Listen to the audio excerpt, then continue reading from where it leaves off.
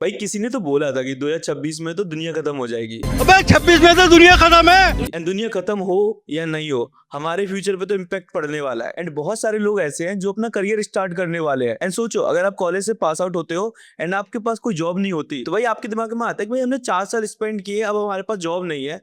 और क्यों नहीं है? क्योंकि इस समय जो मिडिल ईस्ट में जो वॉर चल रहा है, उसकी वजह से बहुत सारी चीजें चेंज हो चुकी हैं। मैं बता रहा हूँ आपको, अगर ये लगता है कि वॉर तो यार कहीं और चल रहा है, हमारी जॉब पे क्या इम्पैक्ट आएगा, तो डेफिनेटली आपकी जॉब पे इम्पैक्ट आने वाला है। डायरेक्ट आपकी सैलरी और फ्यूचर को अफेक्ट करने वाला है। तो आपके दिमाग में अगर आता है कि भाई मुझे क्या फर्क पड़ेगा, भाई आज की वीडियो में ना सारी चीजें मैं पॉइंट टू पॉइंट रखूंगा, फिर आपको समझ में आ जाएगा चीजें कैसे चलने वाली हैं और क्या होने वाला है अगर ये वॉर चलता ही रहा तो। So hey guys, welcome back to our another video. My name is Gaurav Agrawal. I am working with IT company last 8 years. तो आज हम बात करने वाले हैं करंट वॉर सिचुएशन 2026 के बारे में। तो कुछ पॉइंट हम डिस्कस करने वाले हैं। जैसे ये वॉर चल रहा है, इससे जॉब पे इम्पैक्ट पड़ेगा या नहीं पड़ेगा, और पड़ेगा तो क्यों पड़ेगा, आईटी सेक्टर में क्या इंपैक्ट पड़ने वाला है, और स्पेसिफिकली फ्रेशर्स के लिए क्या सिचुएशन होने वाली है। क्योंकि सबसे टफ तो उन्हीं के लिए होता है। जब आपके पास एक्सपीरियंस होता है तो आपको कहीं ना कहीं जॉब मिल जाती है। जब आप फ्रेशर होते हो तो आपके जॉब मिलने के चांसेस बहुत कम हो जाते हैं। तो चलो आज की वीडियो में ना एक एक करके सारे पॉइंट समझते हैं हम। सबसे पहले ना एक सिंपल चेंज समझते हैं। अगर वॉर की कंडीशन हो जाती है तो क्या होगा? इकोनॉमी स्लो हो जाएगी,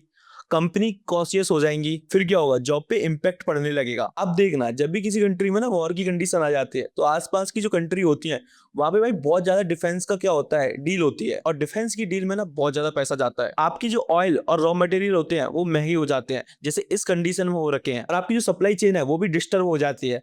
उसकी वजह से बहुत सारी चीजें महंगी हो जाती हैं। आपको पता ही है, रसिया और यूक्रेन का युद्ध 4 साल से चल रहा है, कितनी चीजें वहां पे खराब हो चुकी हैं। जब ऐसी कंडीशन आ जाती है तो इन्फ्लेशन बढ़ता है और कंपनियां धीरे धीरे करके हायरिंग बंद कर देती हैं। एंड एक बात तो सच है, जब जब कंपनीज को फ्यूचर अनसर्टेन लगता है, तब कंपनियां ग्रोथ से ज्यादा कॉस्ट कंट्रोल पे फोकस करती हैं। अब ना थोड़ा सा प्रैक्टिकल लेवल पे समझते हैं कंपनियां करती क्या है। आपने सुना होगा हायरिंग फ्रीज हो गई भाई कंपनी में। तो जो न्यू हायरिंग होती है कंपनी में, वो कुछ टाइम के लिए रुक जाती है। एंड बहुत सारी कंपनी के जो नॉन एसेंशियल प्रोजेक्ट्स हैं वो क्या होंगे, बंद हो जाएंगे या फिर डिले पे पहुंच जाएंगे। और इस टाइम पे आपकी सैलरी ग्रोथ भी कम हो जाएगी और आपको अप्रेजल वगैरह तो भूल ही जाओ। एंड भाई ये बात इंपॉर्टेंट है, अगर कंडीशन बहुत ज्यादा खराब हुई तो भाई ले ऑफ्स भी होना स्टार्ट हो जाएंगे। एंड आप कुछ 1 या 2 ईयर से देख रहे होंगे ले ऑफ्स बहुत ज्यादा हो रहे हैं। एंड एक बात याद रखना, जो कंपनियां होती हैं वो इमीडिएट ले ऑफ नहीं करती, पहले वो रिस्क रिड्यूस करती हैं। और जो इंडिया का आईटी सेक्टर है वो ग्लोबल इकोनॉमी से लिंक्ड है। आपने इंडिया में देखा होगा बहुत सारी आईटी कंपनीज सर्विस प्रोवाइड कराती हैं। जैसे आपने नाम सुना होगा इन्फोसिस, टीसीएस, विप्रो, कॉग्निजेंट,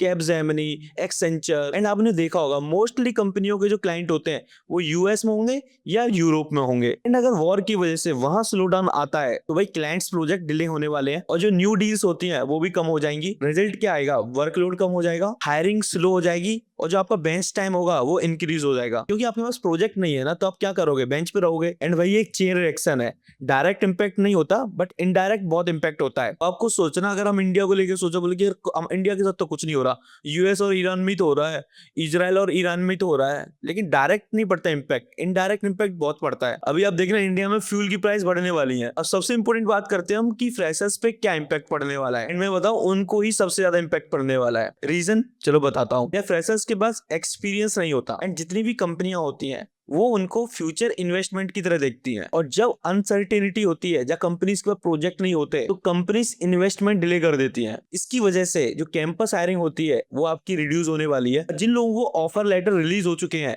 उन लोगों के ऑफर लेटर डिले हो सकते हैं, और बहुत सारे लोगों के ऑफर लेटर होल्ड पे भी जा सकते हैं। लेकिन एक बात तो इंपॉर्टेंट है, फ्रेशर्स को ले अपना बहुत कम फेस करने पड़ते हैं।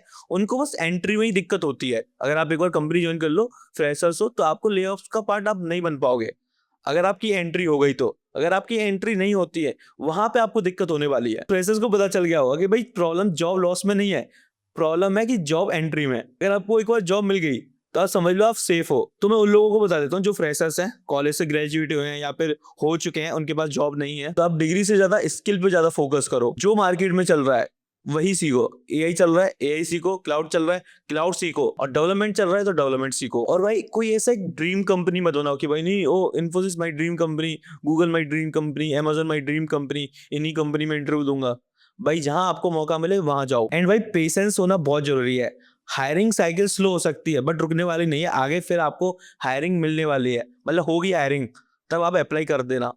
बट उससे पहले आप अपने आप को स्किल अप कर सकते हो और लिंक्डइन वगैरह पे एक्टिव हो जाओ। बहुत सारे लोग जो लिंक्डइन वगैरह नहीं चलाते हैं, भाई मैं बोलूंगा सबसे बेस्ट प्लेटफॉर्म है लिंक्डइन।